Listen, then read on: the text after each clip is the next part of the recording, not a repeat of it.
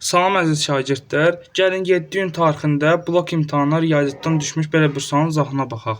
Qarşılıqlı sahədə olan A və B ədədləri üçün əkobı 126-ya bərabərdir. Biz bilirik ki, qarşılıqlı sahədə olan ədədlərin əkobı özlərinin hasilinə bərabərdir. Yəni A vur B bərabərdir 126. Sonra bizə verib ki, A plus B 23-ə bərabərdir. Yazırıq A plus B bərabərdir 23. Olarsa A kvadrat plus B kvadrat ifadəsinin qiymətini hesablayın. Bilirik ki, A kvadrat plus B kvadratın açılışı A kvadrat plus B kvadrat bərabərdir. A plus B-nin kvadratı çıxsın 2AB-dir. Və yaxud A çıxılsın B-nin kvadratı plus 2AB də ola bilər.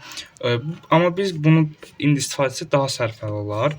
Biz bilirik ki, açıq B 126-ya bərabərdir. 126 vurulsun 2 bərabərdir 252. Sonra A plus B-nin kvadratını tapmalıyıq. A plus B 23 olduğu üçün 23-ün kvadratı biz bilməliyik ki, 529 eləyir. Yəni 529 çıxılsın 252. Bunun da hesablarında biz burada 277 cavabını tapırıq. Və beləliklə cavabımız 277-dir. Sağ olun.